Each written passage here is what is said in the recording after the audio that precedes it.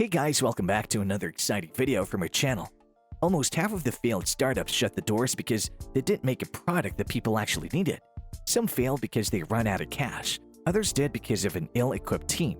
By knowing the biggest traps you need to avoid and having a solid game plan in place to build, market, and sell an app people actually want to use, your startup has a fighting chance for survival. In today's video, we bring to you ways using which you can start your own software company with no money.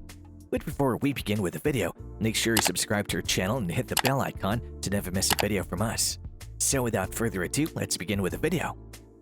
For a tech company to make money, you'll first need a market that's ready to buy, the right feature set to solve the pains of those users, pricing your market can afford, and 100 other things that you cannot possibly know at the outset without doing painstaking research and spending a truckload of money.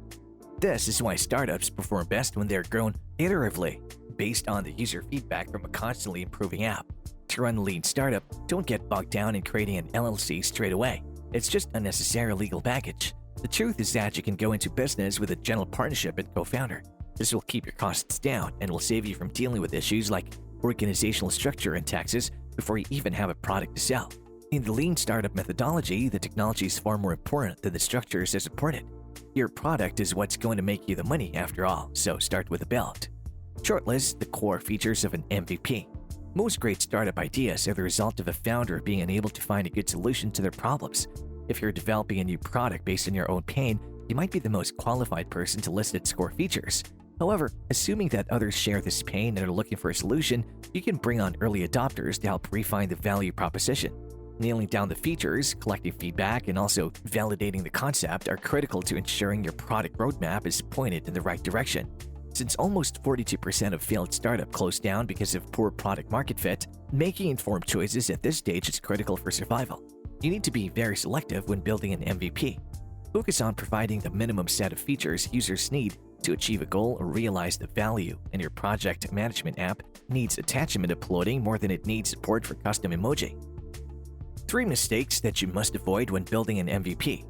Overcooking your MVP. The idea behind starting small is to start quickly.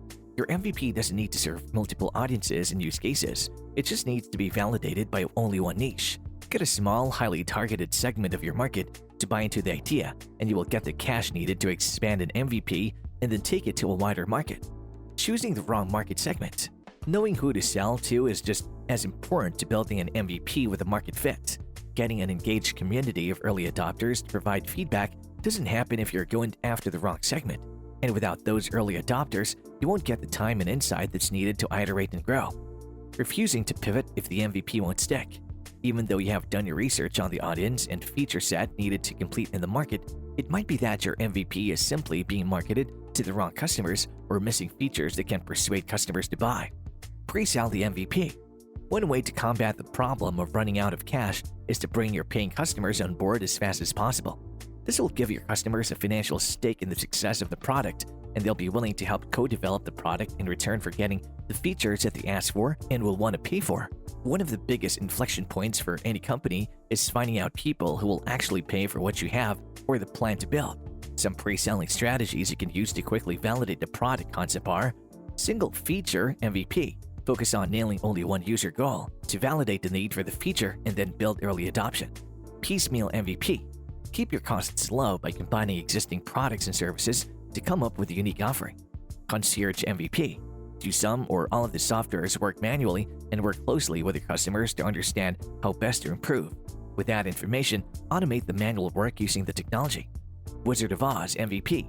An MVP that seems like a software service, but its results come from manual work. It's a way to validate the results your app will provide and whether customers will pay for them. Crowdfunded MVP.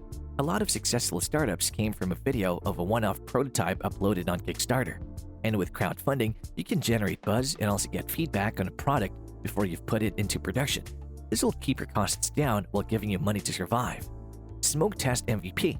Validate demand for your idea by sending paid traffic to a pre-release sign-up page. The number of sign-ups will then help you to gauge the level of interest. Acquire customers. Once the MVP has been validated and you have iterated with user feedback, the next step is to release your product into a wider segment of your target market. You can then meet all the right user goals with all the right features, but if no one knows your product exists, you will lose out to a competitor. In the world of SaaS, it's a huge grab. For startups that don't have enterprise budgets, large-scale paid ad campaigns and also a well-oiled sales team are largely unattainable. Lack of budget is definitely a disadvantage. However, it's not a game ender. It just means you need to get scrappy and do hard manual promotion that doesn't scale. This often involves finding where your customers are out online and getting involved in the conversation. Generate some early buzz with online communities. Every startup remembers their first Hacker News home run or product hunt launch, and probably because the amount of traffic it blasted at the servers took them offline. A popular piece of content or well-received product launch that shoot to the top of sites like Reddit, Hacker News, and Product Hunt can send tens of thousands of visitors to your websites. It's a tactic used as part of regular content promotion in bigger product or feature launches. Apps like Tinder Live and die by the size of their network. It's a hyperlocal app, so it's needed to onboard a lot of users in close geographical proximity for the pilot period. Tinder launched a series of popular parties in California and has made it mandatory to have the app installed to gain entry. People attending the parties and installed the app, and Tinder's user base grew to 15,000 overnight. The network effect baked a viral loop into the product, helping to retain existing users as well as attract waves of new ones. In 2019, it was announced that Tinder had 5.9 million actively paying users. Stay agile. Collecting the metrics and crunching numbers is great, but at this scale, it's easy to get bogged down in data that might matter less than just improving your product. With user feedback and reports on key metrics like retention and activation, it's time to make product, feature, and marketing iterations that impact your bottom line. This means that making decisions based on limited data and the voices of a few dedicated customers, and it can feel like a leap of faith. But the old famous mantra of move fast and break things is still a valuable lesson for startups. Your team and product will grow as it gains traction, but you need internal processes and a good structure to support that.